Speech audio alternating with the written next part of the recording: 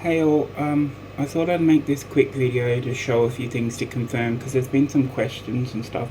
I am going to do a proper setup video tonight, but this is just a quick one to show about the issue that Ash has been talking about. First thing I'm going to show you is this piece of spray bar. So see this spray bar? This goes on the edge of the tank. The way it should be set is, see this opening here? The spray bar hole should just be above the bottom of the opening. So when this hangs in the tank, the holes in the opening should just be up here. If you need to change the direction of flow, you slightly turn it up like this, but you don't. You start with it as far down as it possibly can, without being covered by the thing.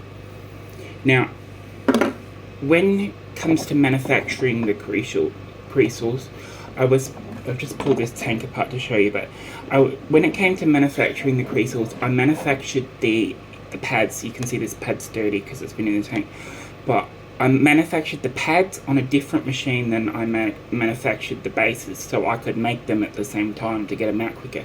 However, this makes it, let me just move this, this makes it so this, when it slides in,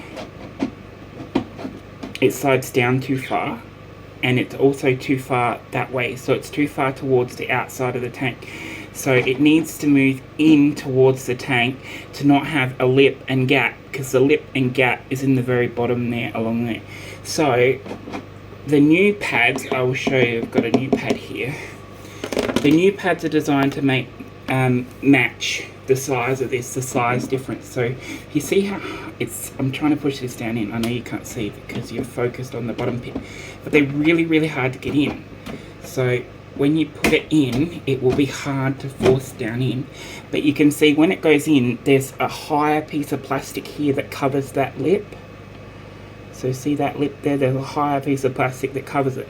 But you can temporarily make the old pads that don't fit work. I said about popsicle sticks, but what I've done is I've printed a piece of plastic the same thickness as a popsicle stick, because I didn't have any laying around, but it's the right size. So what you do, I'll move this into the right position for you, like this, if I can get my tripod to stay there. So what you do is you put your mesh in like this, all the way down, okay, and then you need to use this on an angle like this and just gently push it in there till it gets behind the mesh, and then push it all the way down flush. Do that on both ends, like this,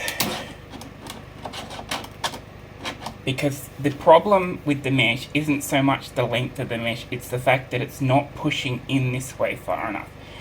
So the mesh needs to push in against the creasel, because if there's any slack there, it bends the plastic and you can't see it, but it makes a big gap. But if you see in here, when I just move this in the right spot, you can see here, if I just pull that up, you can see here that there's no gap along here, it's sealed. So that's where the issue will be. The outer gap doesn't matter because it's sealed along the side. This is a V2, but the V1 just comes along a bit further. But that is how you can fix the issue temporarily. However, there is new mesh pieces. You can see these ones look different. The new ones are going out as quick as I can get them out, but it just matters on how long I've got print time, because these take an hour and a half each just to make the part, and then I've got to assemble them, which takes a while. So yes, I have fixed the issue, but I don't think the issue is gaps from left to right. The issue is not pushing in against the creasel. So see, these two plastic pieces I put in here, simulating pop sticks, you probably want to use 3 or 4 along there. That will fix the issue for now. But yeah, it's very hard to diagnose something when I'm not near it. So I've done my best to work out the issue and get it done. But don't ever be scared if there's a gap this way. So across this way, if there's a gap on either end, don't worry about that, because when it presses up properly, it closes that gap with the side of the frame. So this side of the frame closes that gap. So just to recap, if you've got a gap there and you're having issue, make sure that you lift the frame that doesn't fit just a touch. So see how you can see the white plastic, the pink plastic coming up? and then put something behind it so that it pushes against the creasel. Don't worry about the centering of it in the tank, just as long as it's pushed hard against the tank. Now, I've got to warn you, these new ones are going to be super hard to put in, so you need to be gentle when you put them in, because they're hard to get in, and if you force it on the wrong angle, you may break something. But they do slide in just fine as long as you're gentle, okay? I hope this helps, and I will make a proper setup video as soon as I can. I've got time to finish printing all the pieces I need, because as you can see, my creasel, I've been busy printing them all for you. All my parts are a mismatch of colour and shape and size, because I'm too busy making them and getting them out and developing the new bits that I don't really have time to make them for me, so I'm just using bits. But there you go, that should fix your issue if you're having issues at the moment.